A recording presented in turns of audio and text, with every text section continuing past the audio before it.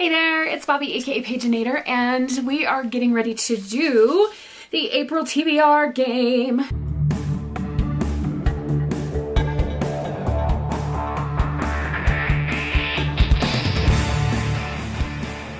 April is a special month as far as reading goes for me because we also have G's Aurelium, like the Spring Equinox Challenge. In her challenge, I am a crafts mage and I have 3 prompts that I have to fulfill for the spring equinox, which means read in the month of April. So I'm hoping that some of the prompts that I get for the game, I can double up on for that. Otherwise, I'm going to end up with 13 books. And we don't need that. So let's get into the rolls. Here we go with roll number 1. 3. This way. 1, 2, 3. Go backward 3. So we are starting things off with a cabbage pot. Roll number 1 was cabbage pot, of course. But actually this can work out because my first Aurelium prompt is for inscription, and I have to write down 3 titles and fold them and pick one. So I have put those 3 titles in here, and we're gonna do this as the cabbage pot prompt. So what do I have here? Ruthless Vows. All right. So Ruthless Vows is the sequel to Divine Rivals by Rebecca Ross. It is, I want to say historical fiction, but it's not really because it's set in a different world, but it feels very World War II era to me. And we have 2 rival reporters who are both trying to get the same job, and they also are communicating with each other unbeknownst to one another and falling in love through magical typewriters. It's absolutely phenomenal, and this is the sequel. So we're going to be returning to that world, and I'm not going to read the synopsis of this one because it will spoil some things for the first one. Roll number 2. 4. 1, 2, 3, 4. Pick a card. Ang. Read a book with a chosen one trope. Roll number 2 got us Ang, a book with a chosen one trope.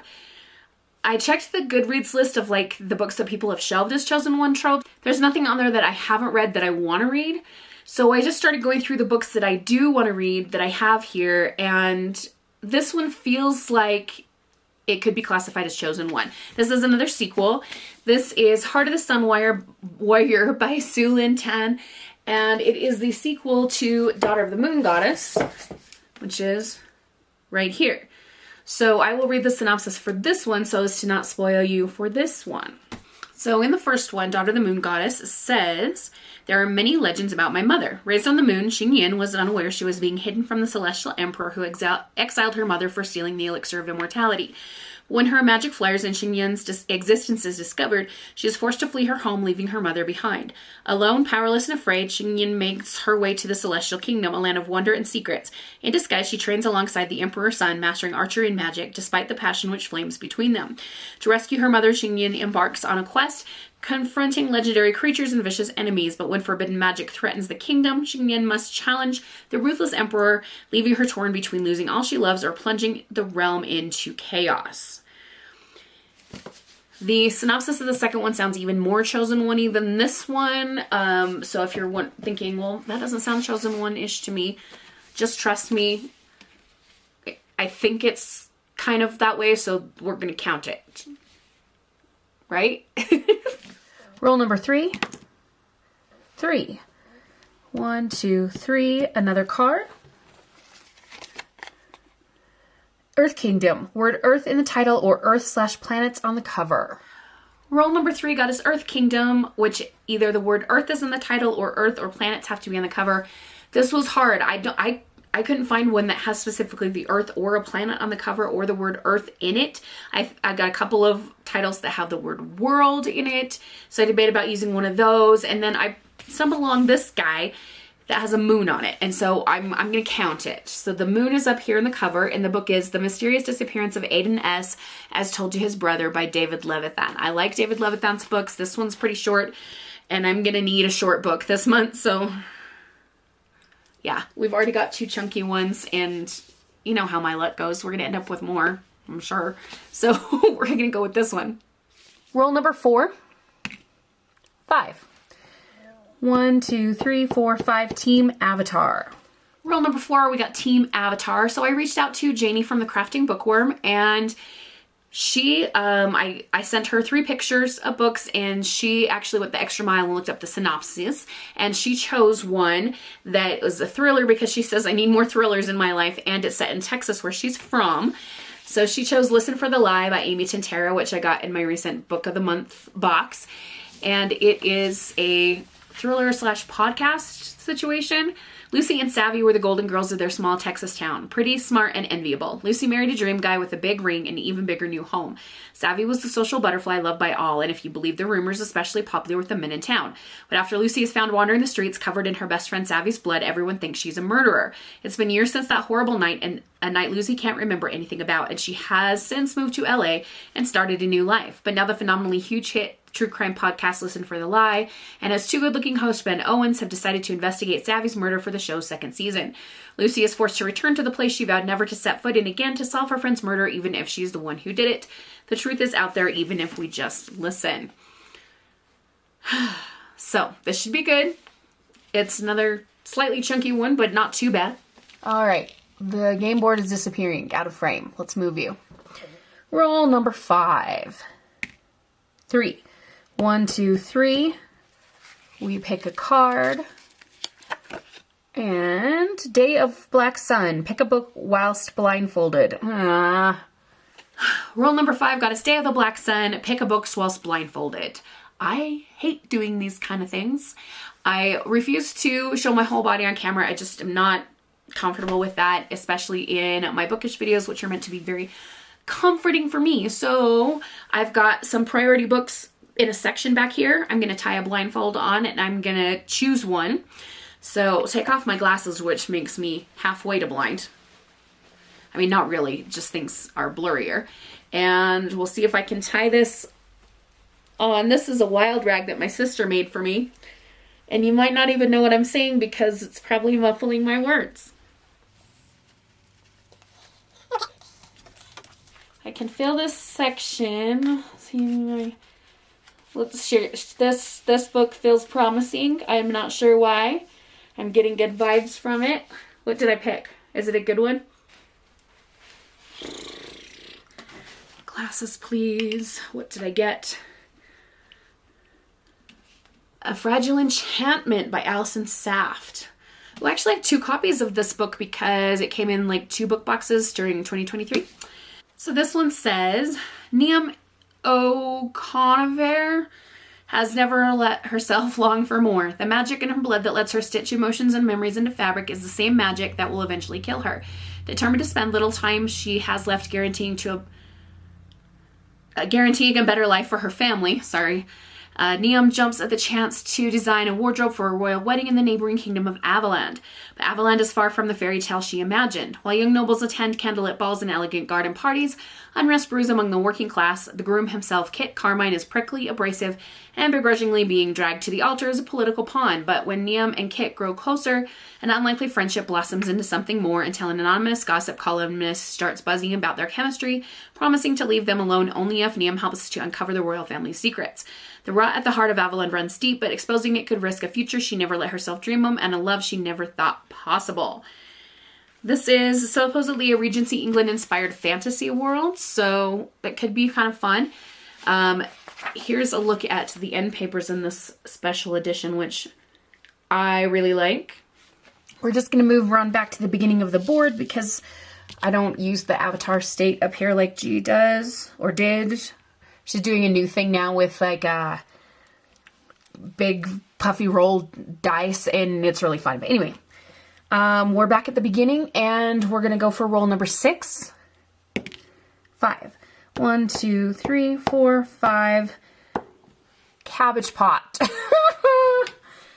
Roll number 6 got us Cabbage Pot again. Now we're going to cheat slightly. Cabbage Pot, you're meant to just reach in and draw a title, and the idea behind that is like just random luck of the draw kind of thing. One of my Aurelian prompts is for spells and incantations, and I need to do a random number generator for the title length of a book.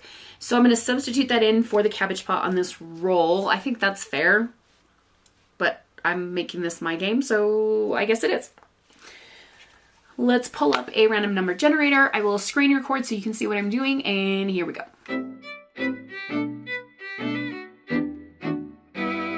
So I hit the random number generator 3 times. I had it set between 5 and 25, and we got 22. So I'm gonna have to find a book with a 22-letter title. I found one. It took a little bit. Luckily for you, you didn't have to watch that part. And we have The Star Outside My Window by Anjali Q. Ralph. And this one says, when scientists discover a new star acting strangely, 10-year-old Anaya knows it's really her mom, whose sudden disappearance left Anaya and her little brother Noah in foster care. To make sure everyone else knows too, she embarks on the adventure of a lifetime, one that involves breaking into the Royal Observatory of London and meeting the biggest star in Hollywood. I mean, this one sounds like it might be a little bit heartrending because, I mean, even if somehow her mom magically did become the star, that they're still in foster care, and oh, I want it to end happily for her and her brother, but oh my goodness. It should be a good read. I don't know why I'm setting myself up for disappointment here. Roll number 7. 1. Pick a card. Waterbending Scroll. Read a paperback book.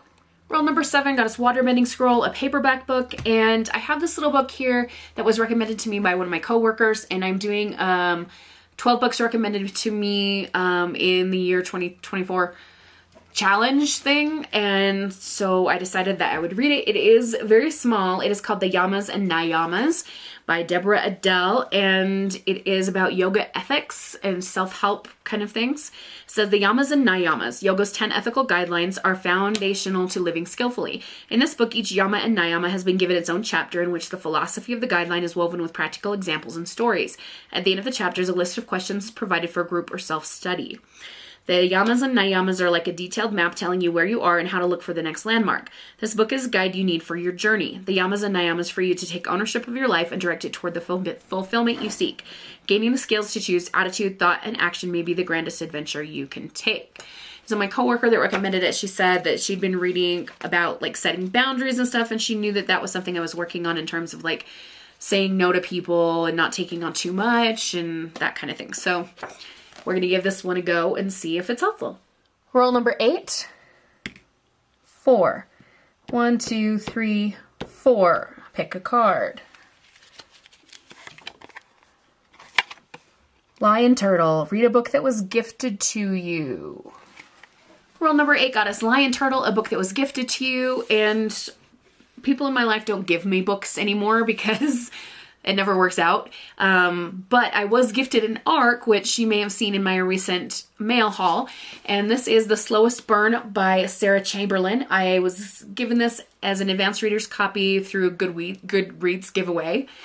And it is not out till September, so I'll get to read it a little bit early. It is an adult romance about a ghostwriter for celebrity cookbooks. Her name is Ellie, and she is a widow. She has no interest in doing her own cookbook or in dating at all. She's still living with her in-laws, and she's like wanting to move out away from them, but also like afraid of telling them because they've lost their son, her husband, and you know, there's a lot of things that she's dealing with. Kieran, our other main character, is an upcoming chef who's like been on this reality television competition, and he's kind of a jokester and stuff.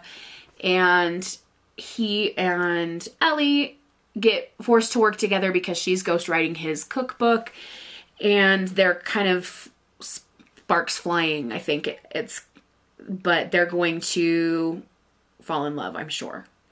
It says long, steamy days turn into even steamier nights, but they have to face their painful past to know if this tender new love can transform into something lasting. I don't care for reading super steamy stuff in books, but I will read it once in a while, and especially where I send the book free from the publisher, I'm going to read it and do a review. So here we go. Roll number 9. 2. Then on this arrow thing that moves us over here, and we pick another card. Katara, read a tome. Roll number 9 got us Katara, read a tome. It's a mixed bag, okay? It's good because I'm going to pick up a book that I've had forever and been meaning to read forever, but also bad because it's so big.